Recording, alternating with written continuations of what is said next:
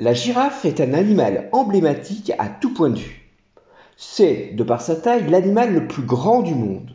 Avec des pattes plus grandes qu'un homme, elle fait 3 mètres au garrot. Et encore, il faut rajouter 2 mètres de cou. Donc vous voyez que c'est un animal emblématique qui pose beaucoup de défis. Déjà, pourquoi la girafe a-t-elle un si long cou? Alors ça, c'est une question biologique. Charles Darwin a fait de la girafe son animal fétiche. En fait, c'était pour opposer sa théorie de la sélection naturelle, qu'on appelle l'évolutionnisme, face à une autre théorie, le transformisme, qui elle était défendue par Jean-Baptiste Lamarck. Alors, Lamarck pensait que c'est l'environnement qui transforme les espèces. Ça serait à force de tirer progressivement sur son cou pour accéder aux feuilles d'acacia, les feuilles les plus hautes, que le cou s'est allongé. Bref, ça serait la fonction qui crée l'organe. Eh bien, on sait désormais, grâce à la génétique, que c'est Darwin qui avait raison. Ce sont les individus qui, par chance, avaient le plus de hauteur, qui se sont trouvés favorisés. Ça serait même un avantage pour les mâles pour frapper les autres prétendants et conquérir les femelles. Donc, Lamarck avait tort. Oui, c'est faux, mais ça reste à nuancer avec les avancées de l'épigénétique. Les gènes peuvent subir des mutations sensibles à l'environnement lors de la reproduction. C'est donc un processus très lent qui prend des générations. Alors, c'est un animal emblématique aussi d'un point de vue physique. Vous voyez, la première difficulté évidente pour la girafe, c'est de boire. C'est purement géométrique. Elle doit écarter ses jambes avant, qui sont raides, et ensuite abaisser sa tête au niveau du point d'eau. Alors vous comprenez que la girafe est en position acrobatique, elle est donc vulnérable face aux prédateurs comme le crocodile ou le lion. Alors en fait, les girafes peuvent rester sans boire pendant des semaines. Elles tirent la majeure partie de l'eau des feuilles qu'elles mangent, surtout pendant la saison des pluies lorsque les plantes sont couvertes d'eau. Elles ont donc une utilisation de l'eau qui est plutôt efficace. Sans pluie, comment la girafe fait-elle pour boire au sol, c'est-à-dire faire monter de l'eau sur un dénivelé de près de 2 mètres? C'est un réel défi contre la gravité. Comment peut-elle propulser ensuite l'eau le long de son cou pour atteindre son estomac? C'est un problème qui est longtemps resté un mystère. Alors le plus simple serait pour elle de remplir d'eau sa bouche, de relever la tête au-dessus du garrot et de laisser couler le liquide dans son œsophage. Si on considère sa consommation de 40 litres et la capacité de sa bouche d'environ 0,3 litres, la girafe devrait effectuer près de 130 mouvements. Donc, vous voyez que cette hypothèse n'est pas bonne. Deuxième hypothèse, la girafe se sert de son cou comme une paille géante, vous voyez, de 2 mètres de long. Donc elle doit donc abaisser la pression de l'air dans son œsophage et son estomac, et ainsi permettre que la pression atmosphérique de pousser le liquide dans son œsophage. On peut calculer la baisse de pression dans l'œsophage à l'aide de la loi de l'hydrostatique qui dérive du principe de Pascal. Donc la variation de pression est égale à un signe près à la masse volumique de l'eau ρ fois la constante de gravité g et la variation d'altitude entre l'œsophage et le niveau du point d'eau. Donc l'application numérique donne en arrondissant une variation de moins de 20 kPa. C'est inférieur à la pression d'aspiration de 10 kPa qui est commune pour tous les animaux. Donc l'eau par aspiration monterait de 1 mètre mais pas de 2 mètres. Donc il faut donc abandonner cette hypothèse. De même, la capillarité ici ne joue aucun effet. Le diamètre de l'œsophage est très gros, environ 5 cm. Alors la troisième hypothèse a été avancée plus récemment. Le secret réside dans un dispositif simple situé dans la bouche. Alors concentrons-nous sur cette vidéo, sur la tête de la girafe qui est en train de boire. Alors ça leur ressemble fort, vous voyez, au mouvement d'une pompe. Les lèvres sont plongées en permanence dans l'eau. Vous voyez, une gorgée dure environ 25 secondes et dans ce laps de temps, la girafe enchaîne 17 suctions d'environ 1,5 secondes. Donc chaque succion va remplir sa bouche d'eau et on l'a déjà dit, le volume de la bouche est de 0,3 litres. Donc la girafe va ainsi ingérer près de 5 litres d'eau. Eh bien ce volume de 5 litres correspond peu ou prou au volume de son œsophage.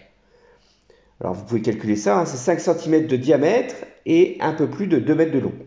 Autrement dit, la girafe remplit presque complètement son œsophage d'eau, puis elle se redresse et ensuite elle laisse la gravité agir. Alors vraisemblablement la girafe reproduit bien entendu, sans le savoir, le mécanisme des pompes à piston. Les lèvres de la girafe forment la première valve de la pompe, l'épiglotte située entre l'arrière de la bouche et l'œsophage constitue la seconde valve, et enfin la langue va constituer le piston de la pompe. Donc elle bloque d'abord l'accès de l'œsophage avec son épiglotte, elle ouvre la bouche et la remplit d'eau en aspirant un peu. Elle ferme ensuite la bouche, rouvre l'épiglotte, bloque sa respiration et relève la langue.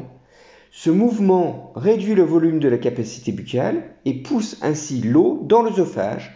Tout cela est relativement aisé. Il suffit que la bouche supporte une surpression de 0,2 atmosphère et que la mâchoire pousse un poids équivalent à peu près 5 kg, le poids de l'eau qui remplit l'œsophage.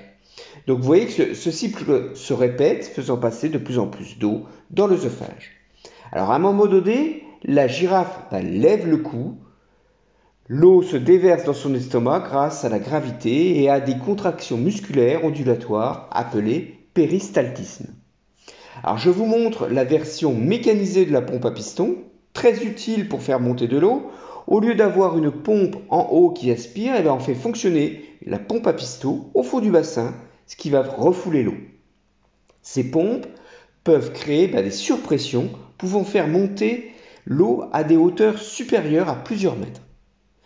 C'est ce que l'on fait pour récupérer l'eau dans des puits profonds. On les appelle aussi des pompes de dénoyage ou pompes immergées. Mais revenons à notre girafe. Son long cou ne lui pose pas uniquement des problèmes pour boire, c'est aussi un problème sanguin. Nous connaissons déjà le problème à notre échelle humaine. Lorsque nous nous redressons et que nous nous levons brusquement, notre tête subit une chute de pression. Ça se calcule là encore avec la loi de l'hydrostatique grâce à Pascal. La pression dans la tête moins la pression dans le cœur va être égale à moins la masse volumique fois la constante de gravité que l'on multiplie par la différence d'altitude entre la tête et le cœur. On considère généralement que la pression au niveau du cœur varie entre 80 et 100 cm de mercure.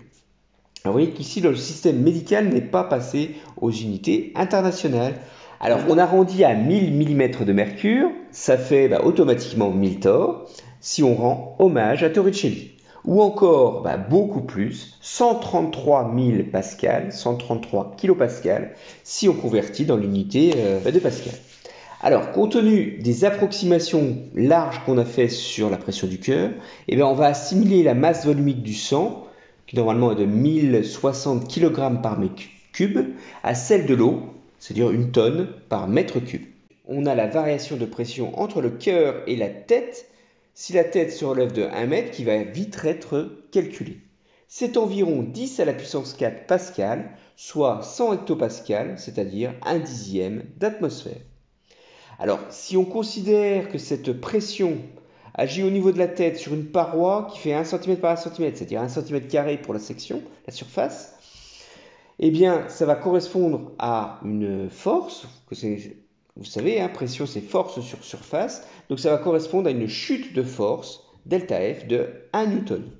Et cette chute de force va se traduire par une chute du poids, c'est-à-dire de 1 Newton, c'est-à-dire si on divise par 10, ça va nous donner une variation de masse de sang qui va être de l'ordre de 0,1 kg, c'est-à-dire 100 mg. Et donc on peut en déduire le volume, c'est-à-dire ça va être une centaine de millilitres de sang qui ne va plus irriguer le cerveau.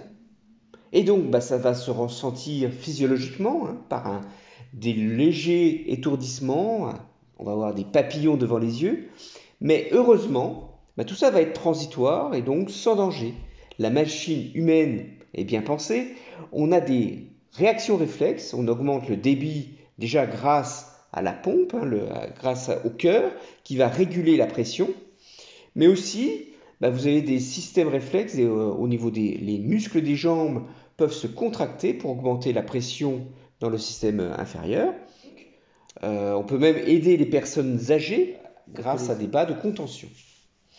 Alors, si on revient à la girafe, le problème va être à une toute autre échelle.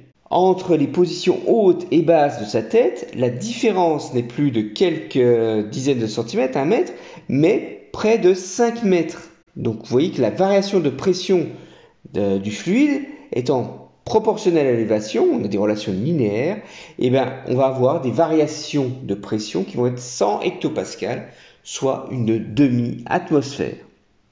Donc, alors la pression artérielle chez l'homme, on l'a déjà dit, 120-80 mm de mercure. La pression sanguine pour la girafe va être doublée. Elle va passer plus que du double même. Elle va passer à 280-180 mm de mercure. Alors on peut se poser la question, est-ce que le cœur de la girafe va être 3 fois plus gros que celui d'un homme? Alors on pourrait croire que le cœur de la girafe est effectivement énorme. Si on regarde ici les photos, c'est pas du tout vrai. Il est à peu près la même taille que les autres animaux de sa taille. En fait, c'est la masse du cœur qui est énorme. Vous êtes bien assis? Très bien. Regardez, le cœur de la girafe fait 11 kg. C'est l'équivalent de 36 cœurs humains. Alors pourquoi tout ça? Parce que la cavité pour évacuer le sang est bien petite, très très petite, et les parois sont très épaisses. En fait, c'est un muscle, vous avez un muscle qui est très puissant, et c'est ainsi que la pression peut être 2 à 3 fois plus grande. Alors voilà, j'espère vous avoir éclairé un peu plus sur les problèmes fluidiques qu'on rencontre dans la nature. Vous voyez ici les défis sont tous expliqués par la loi de l'hydrostatique de Pascal. On a considéré ici des approximations telles que l'eau et le sang étaient des liquides parfaits, incompressibles. Nous n'avons pas non plus considéré que la viscosité ou les variations de tension superficielle. Alors nous avons vu comment la girafe boit de l'eau à l'aide du fonctionnement de la pompe à piston. C'est un joli biomimétisme. Et puis, dans un second temps, on a vu le défi sanguin, comment lutter contre l'hypotension, envoyer le sang dans la tête située à 2 mètres au-dessus de lui, ça représente un véritable exploit. Et on a vu que la pression dans le cœur peut augmenter grâce à des muscles puissants et des surfaces de cavité réduites. Je vous remercie pour votre attention et je vous dis à bientôt.